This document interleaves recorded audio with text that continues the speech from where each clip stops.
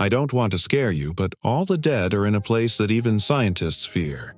What I'm going to tell you today involves recordings so disturbing that experts hesitated to make them public because they challenge everything we understand about life and death.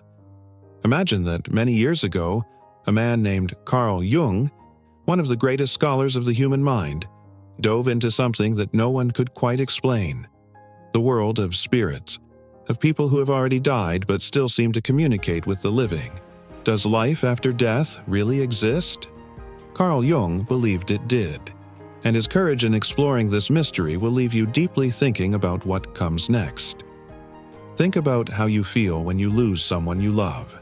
Now imagine there might be a way to know that this person can still hear you, maybe even talk to you.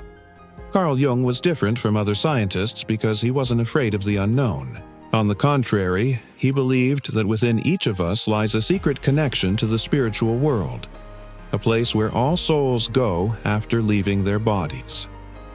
Jung said that dreams and visions were doors to this other side, and the secret recordings he left behind might prove that all of this is real.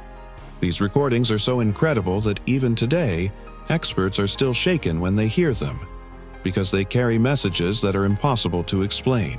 Have you ever felt like someone you lost was close to you, even if you couldn't see them? Carl Jung said that this wasn't just your imagination. It was a deep truth about our existence. Throughout his life, Jung tried to show that we are more than just physical bodies. We are beings with a special link to an invisible world. He studied strange phenomena, spoke with mediums, and even experimented with direct communication with spirits. Now, these recordings are being revealed for the first time, and what they have to say could change everything you thought you knew about life after death. Are you ready to uncover these secrets? Then stay with me until the end of this video, because the answers you're looking for might be closer than you think. Carl Jung believed that inside every person there is a shadow, not the kind that appears on the ground when the sun shines, but a hidden part of our soul that holds everything we're afraid to see. He said that when we ignore this part, it can grow and truly scare us. But if we have the courage to face it, we can understand very deep things about who we are. For Jung, facing the shadow was like opening a door to what lies beyond life, to what exists after the body stops breathing. When Jung talked about death, he didn't see it as the end. He believed that the soul remained alive in a mysterious, invisible place. He studied many dreams and visions of people who claimed to have spoken with deceased relatives. Instead of thinking it was all in their heads, Jung believed that these experiences were real, within the human mind. He saw this as a kind of bridge, a connection to the spiritual world that can only be understood when we listen with the heart, not just with our ears. For years, Jung analyzed people who said they saw or heard spirits. He noticed that many of these stories had something in common, a presence that seemed to come from within the person, but also from somewhere beyond. This led him to believe that the unconscious, that part of the mind we don't see, is connected to a great soul of the world, where everything is linked. And it's in this invisible space that perhaps the dead still live, waiting for a chance to speak to the living. But why do these experiences scare people so much? Because looking at them is like staring into the unknown, and the unknown is frightening. Jung said that most people run from what they don't understand, but those who face their fears end up discovering a greater meaning in life. Death, for Jung, wasn't something to be avoided. It was something to be understood. And when we start to understand it, fear decreases, and the mystery begins to make sense. In the next parts, we'll dive into the strangest and most revealing experiences Carl Jung ever witnessed.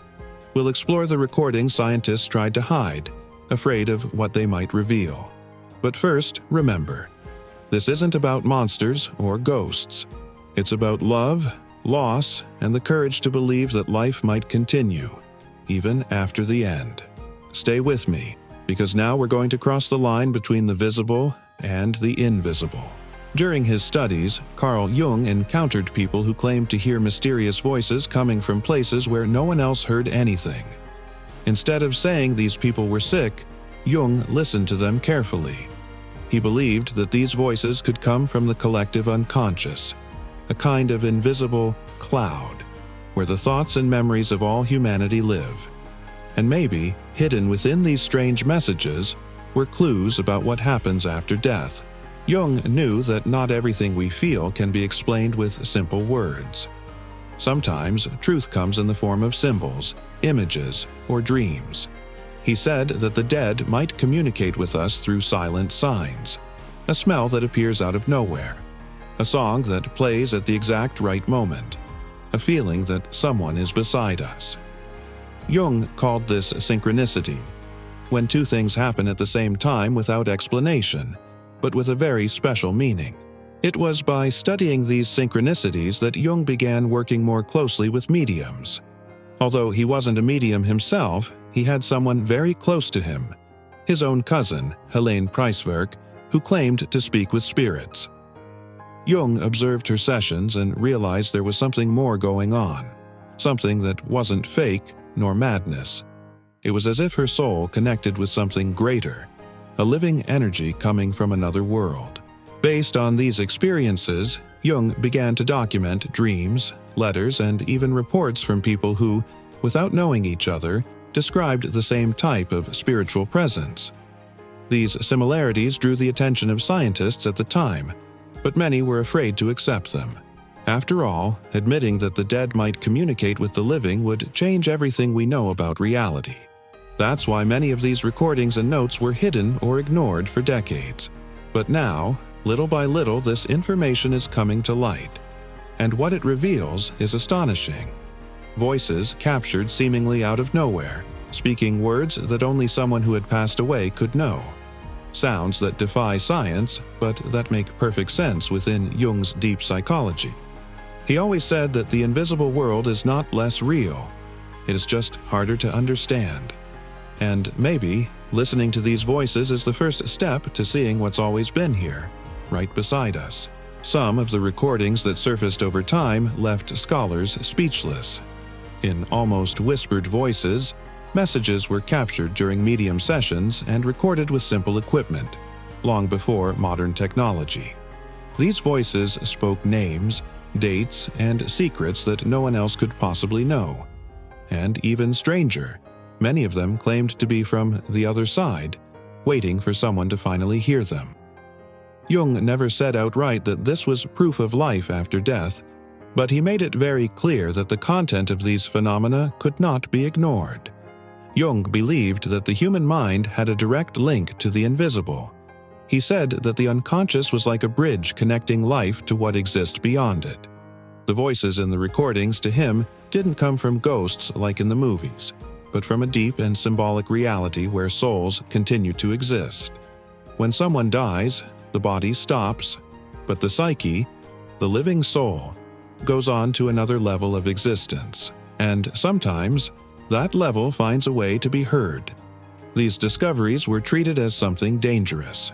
Many scientists refused to analyze them, not because there was no evidence, but because they were afraid of what they might find if they accepted that the dead can speak. Jung, however, said that fear is a barrier that protects the ego, but blocks the soul's growth. He invited us to face what lies beyond our eyes, not with panic, but with respect and curiosity. And that's why his ideas are still studied, discussed, and gradually accepted by those ready to look deeper. The recordings that were hidden for so long are now circulating among independent researchers, and many of them seem to confirm what Jung said over 100 years ago. Some voices speak as if they were still living in another dimension, beyond time and space. Others ask for peace. Others simply say, "We are here."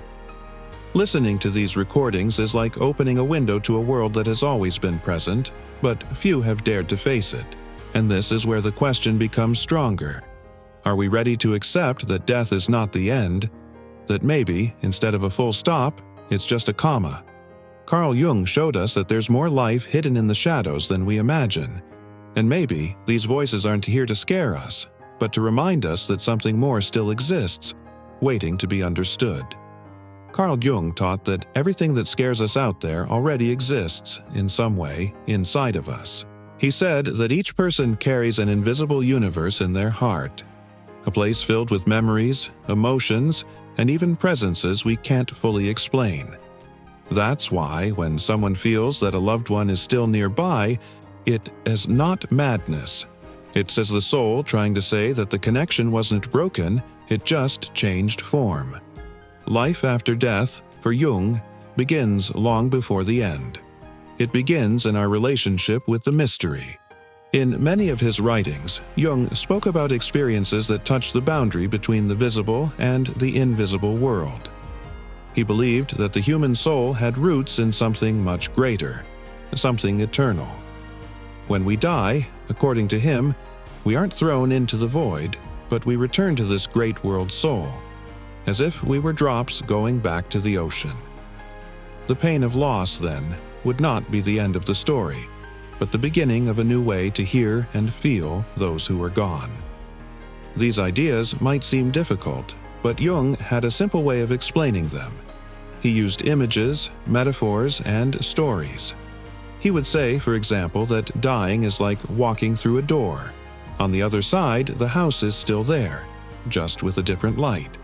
And maybe that's why dreams with people who have passed away feel so vivid, because in those moments, our souls touch again. To him, the dead don't completely leave us. They just change places. And sometimes they return in the form of a feeling, a memory, or a sign. Even among scientists, these ideas have been gaining respect. Today, many researchers are revisiting Jung's discoveries and finding in them answers to questions that traditional science avoids. Because when it comes to the soul, to love, to grief, numbers aren't enough. You have to look with the heart. And that is what Jung did throughout his life. He showed that to understand what happens after death, we first need to understand the depth of life. That way, what seems strange or frightening at first becomes wisdom. Jung didn't want us to fear death. He wanted us to see it as part of the journey. And when we listen to the voices of the invisible with attention and respect, we realize they were not trying to scare us. They were trying to remind us that we are made of something that never dies. Carl Jung used to say that every human being, deep down, feels a calling. It's like a silent voice that whispers when we are alone, sad, or missing someone who has passed. This voice doesn't come from fear, but from the soul, a part of us that knows life is much bigger than the time we spend here. When we listen to that calling, something inside us awakens. And in that awakening, we begin to understand that maybe the dead never really left. Life after death, for Jung, is not a faraway place in space. It's a dimension that lives within the psyche. He believed we are all travelers between two worlds, the world of matter and the world of spirit. And when we manage to accept this duality, fear begins to transform into peace. Instead of running from the silence, we start listening to it. Instead of denying the mystery, we begin to honor it. And that's when the messages from those who are gone find space to bloom within us. The frightening recordings that many tried to hide are not meant to cause panic. They are reminders that existence is much deeper than we think. They are signs that we still have much to learn about who we are, where we came from, and where we're going. Jung said the soul seeks meaning, and maybe that meaning lies precisely in accepting that we are made of matter and mystery, of body and spirit, of life, and of something that continues even after it. You don't have to believe everything you heard here. Not even Jung wanted you to simply believe. He wanted you to experience, to feel, to reflect with an open heart. Death might seem like the end, but it might also be the great doorway to understanding the true value of life. And if we listen carefully, maybe, just maybe, we might hear very softly the whispers of those who are still with us, in another form, on another plane, but always nearby. So next time you feel a presence or hear a voice in the silence, remember what Jung taught. We are not alone. We never were. The soul is eternal, and the love that binds us crosses any barrier, even death itself. If there's one thing Carl Jung taught us, it's that death is not the opposite of life. It is part of it. We are not here by accident, nor do we leave without leaving traces. Every feeling, every memory, and every true connection stays alive, even when the person we love is no longer by our side. The soul, for Jung, is like a flame that never goes out. And when we hear the voices of the invisible, we re not going crazy. We re-becoming more aware of what has always lived inside us. Everything we've seen today points to a truth that many avoid facing. Life goes on, even where logic says it can't. The heart feels before the mind understands, and that is what brings us closer to something greater, something that escapes the eyes, but not the spirit. The recordings, the dreams, the presences, none of it needs proof to touch those who have gone through the pain of loss, because deep down, the soul knows. And when we give it space to speak, the impossible becomes meaningful. So, don't be afraid to feel.